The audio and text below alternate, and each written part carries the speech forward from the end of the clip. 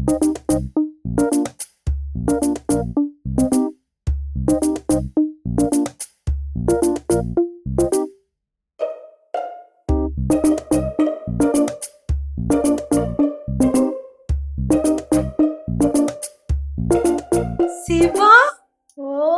காலங்கார்த்தால நீ கிச்சன்லயா?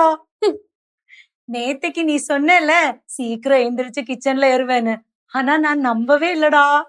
சிவ ஒரு தடவை சொன்னா 100 தடவை சொன்ன மாதிரி മനസ്സിലായല്ലേ? எல்லாருக்குள்ள சுடு சுட மார்னிங் காஃபி சிவே கையுண்டாரு. அப்படின்னா நம்ம தமிழ்நாடு ஸ்டைல்ல ஸ்ட்ராங்கான காஃபியா போடு. അതേ ഒന്ന് നോക്കത്തില്ലാട്ട് പിന്നെ എന്താണ് ഇവിടെ?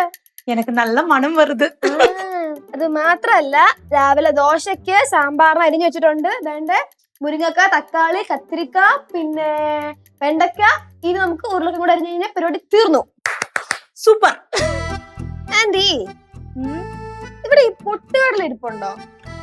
നമ്മൾ ഈ മിക്സറിലൊക്കെ എടുത്തില്ല ആ പൊട്ടുകടല? ஐயோ சிவா, இருந்தது சிவா, இப்ப தீர்ந்து போச்சு. நான் வாங்கணும்னு நினைச்சேன், மறந்துட்டேன்டா. ഈ പൊട്ടുകടലിട്ടാലേ സാമ്പാറിനൊരു പ്രത്യേക രുചിയും ഒരു പ്രത്യേക ചൊവ്വയൊക്കെ വരും. ഇപ്പൊ പൊട്ടുകടല ഇല്ലെങ്കില് കുഴപ്പമില്ല, നമുക്ക് പപ്പടം ഇടാം. சாம்பார்னு அது பப்படோ? ஆமாமா, இந்த பப்படம் சேர்த்துன்னு வச்சுக்கோங்க, இந்த சாம்பாருக்கு ரொம்ப கொழுப்பும் கிடைக்கும், ரொம்ப டேஸ்டியாவும் இருக்கும். അതുപോലെ തന്നെ വേറൊരു പൊടി കഴിയുണ്ട് അമ്മമ്മ, നമ്മുടെ ഈ ചമ്മന്തിപ്പൊടി ഇല്ലേ ദോശമുക്കി കഴിക്കുന്നത്, ഉഴുന്നുപൊടി. ഉഴുന്നും മുളകും കൂടെ പൊടിച്ച അത്. അതിനകത്തോട്ട് കുറച്ച് കൂടുതൽ പൊട്ടുകടല ആഡ് ചെയ്തോണ്ടല്ലോ, ഒരു വേറെ തന്നെ രുചിയാണ്. നല്ല രുചിയായിരിക്കും, ரொம்ப പ്രമാദമാ இருக்கும். ഇങ്ങനത്തെ എന്തോരം പൊടിക്കൈകൾ ഈ ശിവയ്ക്കറിയാം. എന്റെ ശിവമോള് രാവിലെ ഇങ്ങനെ കുളിച്ചീറൻ തോർത്തൊക്കെ ഇങ്ങനെ ചുറ്റി ഒരു ഭസ്മക്കുറിയൊക്കെ തൊട്ട് ഇങ്ങനെ നിൽക്കുന്ന കണ്ടാൽ തന്നെ എന്തൊരു ഐശ്വര്യമാ.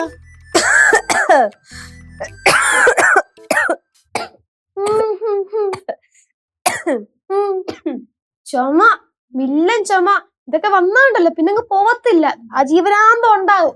എന്റെ കൊച്ചു ഇന്നലെ ഞാൻ കുറച്ച് മഴ നനഞ്ഞ അതിന്റെ അന്ന് അത് പിന്നെ അങ്ങനെ ആയിരിക്കുമല്ലോ. പിന്നെ ശിവയുടെ ഈ ഒരു കോലമൊക്കെ 10 കൊല്ലത്തില് ഒരിക്കൽ മാത്രം കാണാൻ പറ്റുന്ന ഒരു പ്രതിഭാസമാണല്ലോ. നമ്മുടെ ഇങ്ങനത്തെ പ്രതിഭാസമൊക്കെ 10 കൊല്ലം കൂടുമ്പോ ഒരിക്കലെങ്കിലും കാണാൻ പറ്റും. പക്ഷെ ചിലവരുടെ ഇങ്ങനത്തെ പ്രതിഭാസമൊക്കെ ആണെങ്കിൽ നൂറ്റാണ്ടുകൾ കാത്തിരിക്കേണ്ടി വരും, എന്നാ പോലും കാണാൻ പറ്റിയിരിക്കില്ല. കൊച്ചെ, നീ രാവിലെ എണീറ്റ് കുളിച്ച് കുറിയും തൊട്ട് അടുക്കളയെ കയറി, അതിനാണോ ഈ ഷോ മൊത്തം കാണിക്കുന്നത്? നന്നായിട്ടുണ്ട്.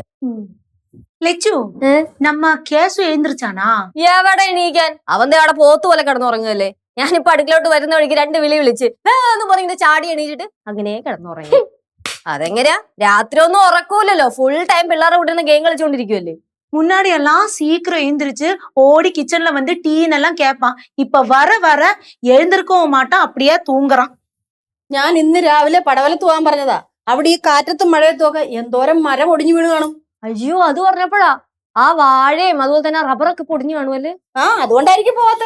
പോയില്ലെങ്കിൽ തല്ലി പറഞ്ഞു വിടണം, അല്ലാണ്ട് കിടത്തി ഉറക്കമാണോ ചെയ്യേണ്ടത്? 10-11 മണി വരെ കിടന്ന് ഉറങ്ങിക്കൊണ്ടിരിക്കുന്നേ. 10-11 മണിയാ? 12-1 മണി വരെയും തൂങ്ങറാൻ. പോ പൊന്നു, കിടക്കട്ടെ, സുഖമായിട്ട് കിടന്നുറങ്ങട്ടെ, കുറച്ച് കഴിയുമ്പോഴേ പഠിച്ചോളും. എങ്ങനെ കിടന്ന് ഉറങ്ങട്ടെ എന്നല്ലേ? പണ്ടൊക്കെ ഞാനും ചേച്ചിയും ഇങ്ങനെ കിടന്നുറങ്ങിയപ്പോ അമ്മ എന്തോ ചെയ്തെന്ന് ഓർക്കുന്നുണ്ടോ? പലവഴിക്ക് വെള്ളം കോരി ഒഴിച്ചു. എനിക്ക് വയ്യ നിങ്ങളുടെ ഒന്നും പുറകെ ഓടാന്.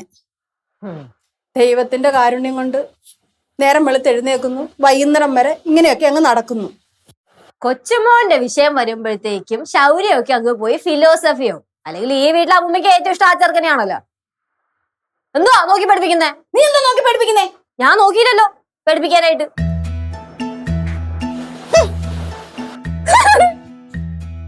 കാപ്പിയാണോ? എനിക്ക് വേണം. മുമ്മ, കൊച്ചുമോളുടെ കോഫി കുടിക്കാൻ റെഡിയല്ലേ? കമോൺ. തന്നാലല്ലേ കുടിക്കാൻ പറ്റൂ. மெதுவா அம்மா.